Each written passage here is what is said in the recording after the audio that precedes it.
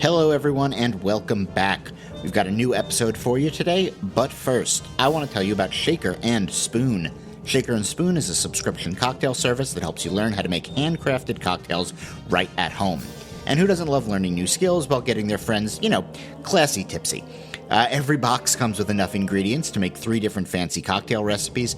All you need to do is buy 1 bottle of that month's spirit, and you have all you need to make 12 drinks at home. At just $40 to $50 per month, plus the cost of the bottle, Shaker and Spoon is a super cost-effective way to enjoy craft cocktails, and you can skip or cancel boxes at any time. Our listeners can get $20 off their first box at shakerandspoon.com/TOAFN. That's shakerandspoon.com/TOAFN.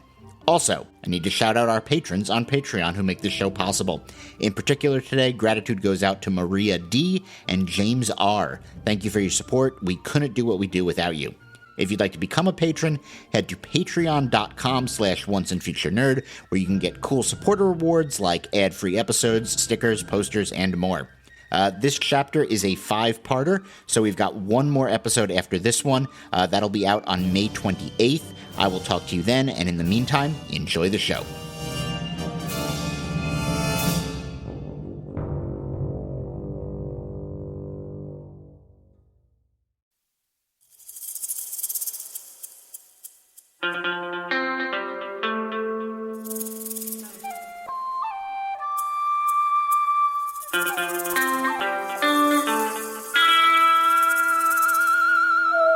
The Once and Future Nerd, Book 2, Myth Made Flesh.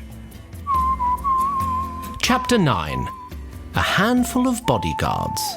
Part 4 by Gregory M. Schultz and Christian T. Kelly-MADERA.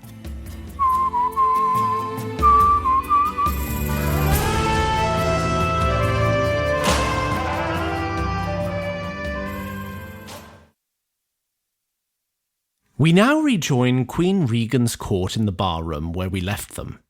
They were scheming, you'll recall, on how to remove the town's 2 bosses, sever the loyalty of their men, and install Regan in their place.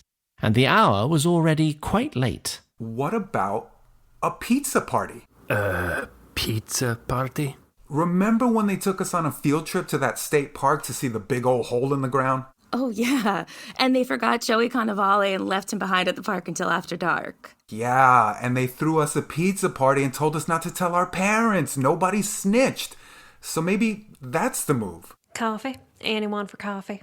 What the fuck is coffee? Extremely diuretic is what it is. Maybe you should skip it. Oh, golly. How long has it been dark out? Couple of hours now. Damn. My rabbits need to eat. Do you... Oh, I hate to ask, but do you think one of your men might walk me home? Bill's probably waiting for me. I'll walk you home. You might want to take your men too. Bill's a horse's ass, but you can get your skull kicked open crossing a horse's ass. Sends the wrong message if a bunch of us go. Besides, I watched Bill try to draw on Vanderberg. If both my arms are broken, I could still take him. All right, then. A dog or a cat can miss a meal here or there, and it's no harm done. But a rabbit's more like a horse. They need to graze all the time or they can get really sick. They're also prey, not hunters, which a lot of people don't understand. You try to play with them or pet them like you would with a dog, you'll scare the sweet things half to death. I'm sorry. I don't know why I'm talking so much. I think you're nervous. Reckon I am. Look, you hardly know me, so there's no harm if I just say this. Bill sounds like a real piece of shit.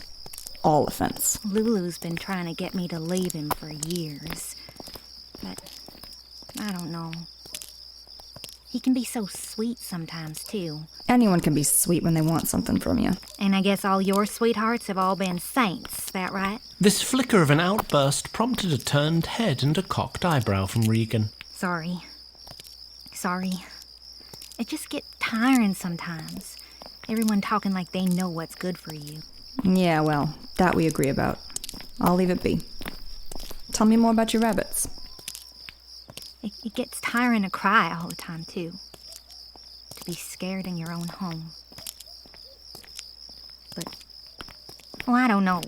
My daddy had a temper, too, and him and my mama made it work. Besides, You seen the other fellas in this town? You mean you're not gonna strike silver digging in shit? Good golly, you said it. You're fun. I'm glad you're here. I've been called a lot of things, but fun is new. Well, goes to show what passes for fun round here, I guess. You could leave, you know. Where would I go? This world's full of towns that aren't this one. Maybe. But I reckon it's also full of bills. At least this one, I know. Janey? Janey, honey, I'm sorry. You don't have to cry tonight, or be scared. I don't want to talk to you right now. Well, that's all right. I just want you to listen. Now, I know I ain't perfect, and I know I ain't always treat you like you Maybe deserve. read this one but before. You know how folks around here is. I think I just get so scared sometimes But of someone else Janey mistreating could not you. It's quite about the only meet thing I am Regan's scared eyes. of. And I let it spin me all up till I can't even think straight. I And just then want to be left alone, Bill. Now, Janey, listen, I don't work my ass off keeping you safe just for you to be so goddamn stubborn. You got your answer. Now step away from the door. And who the fuck are you? Me? I'm nobody. I just gave this nice lady my word I'd see us safe to feed her rabbits. And she said she wants to be left alone. So you're gonna do the gentlemanly thing and step aside. What, you're gonna make me? If I have to. I don't know what the fuck you're laughing at. With a flair for the dramatic that I did not know she possessed, Regan chose this moment to flip open her cloak and reveal the truly staggering number of armaments concealed within. Because I didn't tell any fucking jokes. See, when people laugh, and I don't know what the joke is, I start to get the crazy idea that maybe they think I'm the joke. And where I grew up, if someone thinks you're a joke, then someone's gonna rob and kill you. Which means I treat being laughed at like it's a threat on my life. So now you have 10 seconds to tell me that you just thought of a funny thing that happened last week or something. Like, I don't know, maybe you got mule shit on your cock and it wouldn't wash off.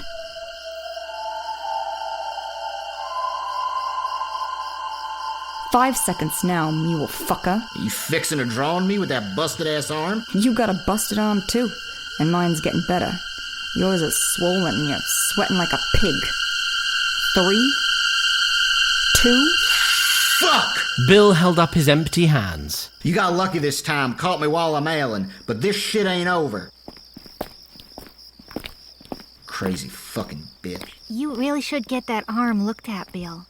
You don't look well. Only once Bill was out of sight did Regan relax her free arm and close her cloak. Counts. You really are something else. Thank you. Again. Believe me, pleasure was mine on that one. I'm shaking. Come on, we'll walk it off. Look at you. You're steady as a seamstress's hands. I wish I could be like you. I actually don't recommend it, but sometimes it comes in handy. Here she is. My humble abode. I can keep watch while you feed the rabbits. I think maybe I was hoping you'd come inside. Meaning? Yeah, thought as much. Look, you're very fucking cute, but I don't think I'm good for you right now. Thought I done already told you. Stop talking like you know what's good for me. Good golly, and Selbren, I needed that. Like any good queen, I live to serve. Oh, right. Did you want me to... Get me back another time. Once I stop with that damn stew. Guess that's 3 I owe you. Well, I always try to be a magnanimous leader. You should feed your pets, and we should get back before my knight starts to panic. Right. I should show you something before we do, and tell you something really. Okay. See those 2 big books on the desk over yonder? Take a look inside.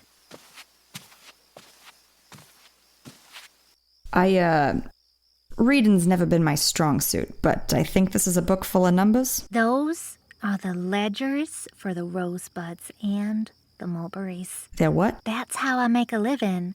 Not many people good with sums in a town full of bow slingers, it turns out. Right. And I'm guessing there's numbers in there that'd be very embarrassing to Misters Weston and Vanderberg. You guess right. I know why you didn't tell me before, and I don't blame you. Why are you telling me now? 'Cause I decided I can trust you. Look, I got no plans to double-cross you, but free advice for this shit-heap world, one good lay is no guarantee of anything. I decided I can trust you to keep Bill away from me. Well, yeah, that you can. Well, that's my offer to you then. You keep him away from me and my babies. We're talking rabbit babies, right? Just checking I know what I'm agreeing to. Yes, my beautiful little bun-buns. And I'll tell you everything you need to know from those there books. I got a counteroffer, and I think it's better for everybody. All right, listen up. New plan. Bellowed Regan into the barroom of Lulu's inn, and then upon seeing the faces looking back at her, particularly Nia's raised eyebrow and Jen's eye patch, Which I submit to my council for approval. and right behind her was Janey, of course, carrying a blanketed basket containing 4 rabbits. She and Lulu nodded an unspoken understanding to each other. Tell us. We're putting Janey in charge. Or more like making people realize she's been in charge. She has? May I? Janey, you sure you're willing to burn Les and Cliff? They've been in charge since I was a little girl. And aren't things just dandy on account of it? No. I figure this town could use a change. I'm lost, I think. I've been keeping the books for both gangs, going on 10 years now. I know everything they don't want each other to know. And no matter how you shake it, you two are right. Nobody knows me here. But Janey, everyone seems to know her. Everyone seems to trust her. And nobody else can do what she does for the town. Consideration crossed the faces of Regan's co-conspirators. And where would your crew fit into this new order? At first, we're putting up funds. That statue we got could be a real juicy sign-on bonus for anyone on the fence about the transfer of power. And it'll fill the town's lodges while we ride out the winter. We'll take some contracts in the spring, and come summer, we collect. Janey gives me leave to take any rangers who'll come on a damn fool suicide mission across the mountains. You all good with that? Aye. A just bargain, if ever I've heard one. Good deal. I'll abide by it. I want to say on the contracts. No offense, Henry, but I'm not really sure that's yours to claim. I think my help's been valuable, and I didn't have to give it. Don't have to keep giving it. I think some stake in the outcome is only fair. I'm open to it, but why that? Why not just some of the money? Because not a few of the contracts that come through this town are to kill people like me. Nelson here said you all aren't fond of elves, and their lapdogs led me to believe things would be different with you in charge. I helped you because I believed him. Did Nelson tell you why we're not fond of elves? A bit of it. It's kind of a long story. We can fill you in later. But if we valued elf gold more than your people's lives, I promise we wouldn't be here. We ain't lying, man. And I don't want to take any contracts he doesn't like anyway. I trust him to know who's on the level around here. If you all think it's a good idea, then we'll ask Henry before we take any contracts. That sound fair? There were nods of agreement all around. So that's settled then. Now we just gotta take what Janey knows and use it against Vanderberg and Weston. Right. That's what we were talking about when you came in. Henry had a good idea, didn't you? I figured the whole town hates at least one of them already. And there's a lot of blood been spilt defending one or the other. If you make it seem like they've been working together, that'd be an unforgivable betrayal to both their gangs. Oh, that is good. And mine's the only watering hole in town, so if there's gossip, it's gonna come through here. I knew I liked you guys. I take you now back east to another tavern. Maeve Bailey's establishment, where we've already spent quite a bit of time, was bustling this evening. But the proprietor's mind was not on business. In her current state, she was quite relieved to see the soldier you know as the Professor darken her doorway. Thank you for coming. I told you you need only call, Maeve. Might I understand that your suspicious guest is from the forest? Aye. She took pains to cover her ears, but I caught a glimpse. And here's what struck me even more. She came in, sat where you're sat right now, and asked for a private room. Then she took out the biggest sapphire I've ever feckin' seen and put it on the bar like it was a few coppers. Asked if it would be enough for a fortnight. Enough for a fortnight! It'd probably pay for 14 years if she found an innkeep fool enough to take it. I just pray nobody saw it before I shoved it back in her purse. Gauging your reaction, perhaps.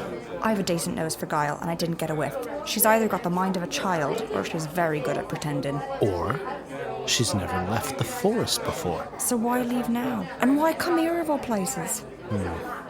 Is she in her room now? Aye. Enter the hall on the right when you go up the stairs. Here's the key. I'll ring the service bell if I need you. I fear this must all sound like the ravings of a lunatic. But if you've ever believed me about anything, believe me about the contents of this letter. For reasons which I hope are obvious, I cannot tell you where I am or how to contact me. But know that I miss you terribly. You must admit it's dreadfully romantic for us to be separated by circumstance such as we are. It reminds me of Lady Greenwich and her Matthias from Duel of Crones. My loins ache for you. Ugh. They say that all the time in Duel of Crones, but does anyone alive actually find it appealing? You are in my thoughts? No, that's too chaste. Yes, you are in my thoughts, some, but not all of which are sexual in nature. Well, it's factually accurate. You know, I'm resolved to choose gratitude they've finished as many Duel of Crones books as they have. Writing is difficult. Who's there? I'm a friend of the innkeeper's. Are you decent? What do you want? Go away. I requested privacy. I know, but we must speak. I'm coming in. I'll scream. But that wouldn't be very private now, would it? I do regret the terribly rude intrusion, but there's nothing for it, you see. Who are you? Can I pay you to go away? I'd have a much more comfortable life if you could. But sadly for me, I've learned that I'm quite a loyal friend. Friend to whom? Well, the innkeeper, for one. A bit of a bind an innkeeper finds herself in, wouldn't you agree? Discretion is essential if they're to attract and retain clientele, yet these total strangers are literally sleeping in her home. There comes a point where her needs for safety must come before her patron's need for privacy. Do you see what I mean? No. Well, yes, but not what it has to do with me. Here's the crux of it. I need to know whether any trouble is liable to come following you. Why would trouble come following me? I don't know. But it's hard to imagine you left the White Forest to come here because things were going well for you. Why, I've always been fond of Memyet music. I wanted to hear it in an authentic setting. And that's why you've secluded yourself up here demanding privacy, is it? Instead of downstairs in the barroom where music is played? I just need to be somewhere where no one will think to look for me for a while, all right? I don't want any trouble. I apologize for the deceit, but how did you say it? There's nothing for it, I'm afraid. And why is it so important that you not be found? If I respectfully refuse to say any more, you'll throw me out in the middle of the night to freeze to death, will you? To say nothing of refusing my money? There's a crisp breeze tonight at worst. And the kind of money you're carrying is far more trouble than it's worth. Gods, you've really never left the forest before, have you? And yes, this may shock someone of your background, but I would gladly inconvenience you to protect my friend's life. So tell me a story that makes some sense, or else gather your things. As you wish. My parents are dead. All evidence points to murder. And until I know more, I can't very well hang around the forest waiting for the murderers to find me too. I'm terribly sorry for your loss. People with duplicative motives keep saying that to me. As I said, I have no motive beyond protecting my friend. And suffice it to say there's reason to believe someone in the White Forest might bear you ill will. I suppose I can't deny it. Are you going to kick me out? Not my decision. I imagine there's no point in my asking, but why is your friend the innkeeper's safety in question? She can tell you herself if she chooses. So, what have you learned? Your guest here believes her parents were murdered. Gods. I'm sorry to hear that, dear. She came here to hide from the murderers, whoever those might be. I see. So all's to say there are some elves who bear you ill will and might come looking for you. What would you like me to say? I'm doing all I can think to do to steer clear of them. You got a fella back in the forest? A what? A beau, a boyfriend, a paramour? Oh. Yes? What's the worst he's ever let you down? He hasn't let me down. Good. You're as shitty a liar as I'd hoped. So here's a few of the cards I'm holding. You see, me and him, we lost someone very dear to us not too long ago, and we think the White Forest had something to do with him as well. We don't know much more than that, but we're trying to figure it out. So here's the deal I'll make you. First, and this should go without saying, but I find those are the first things you ought to say. If we're all alive long enough for you to get some actual spendable coin together, I expect to be paid a fair market rate for your room and board. Of course.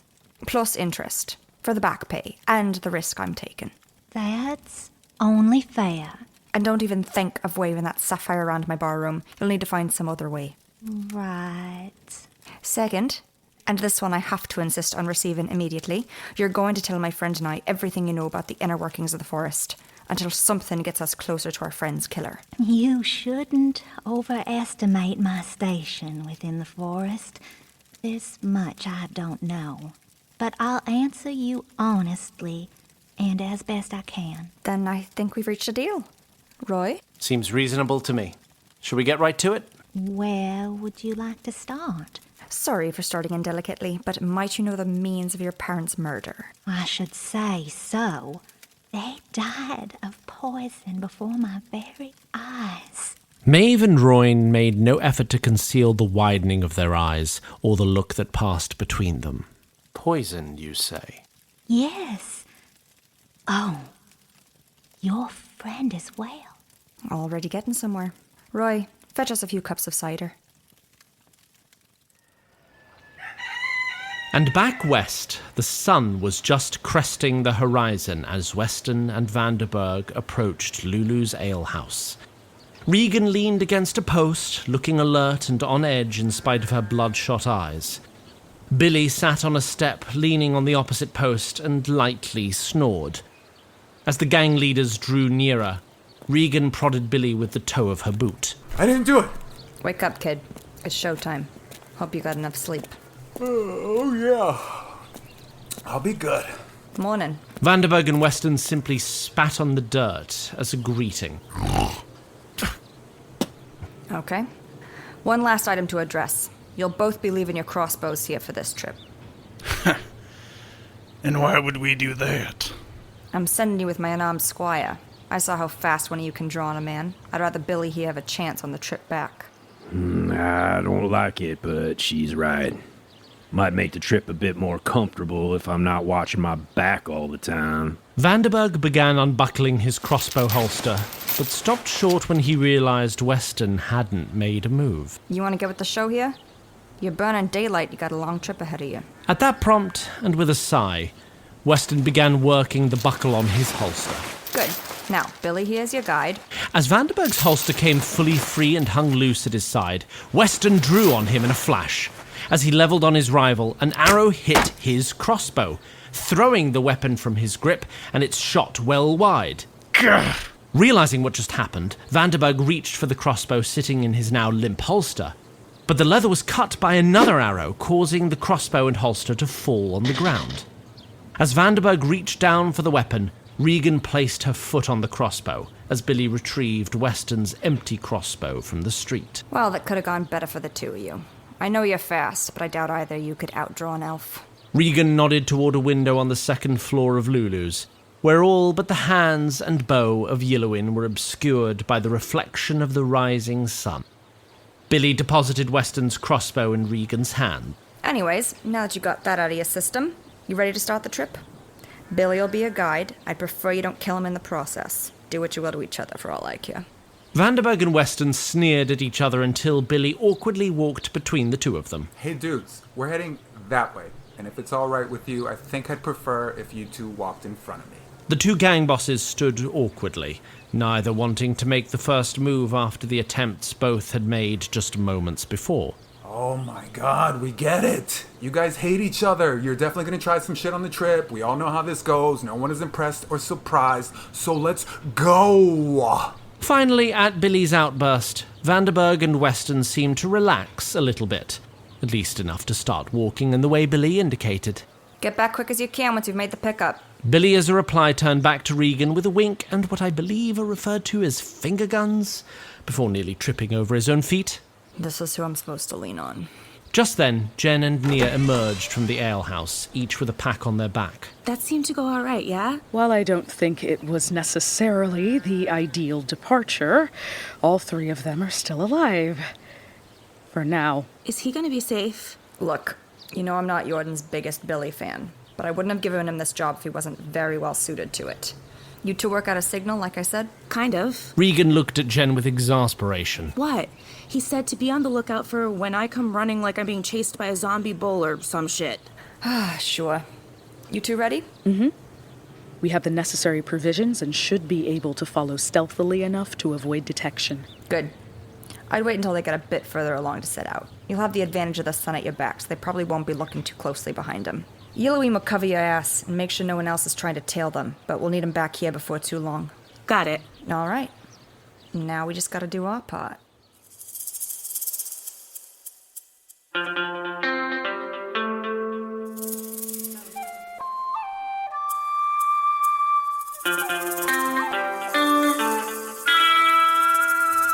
The Once and Future Nerd is directed by Christian T. Kelly-MADERA. It is created and executive produced by Zach Glass and Christian T. Kelly-MADERA, and co-executive produced by Jess Kelly-MADERA.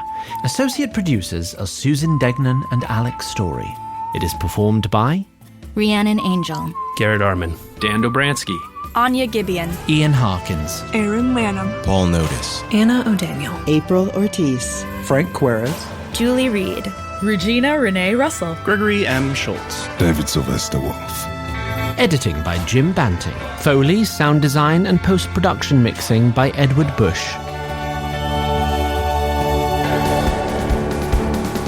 Tom Lee is our musical director and lead composer, with additional scoring by Chris Montalvo. For more, visit onceandfuturenerd.com or find us on Facebook, Twitter, Tumblr or Reddit.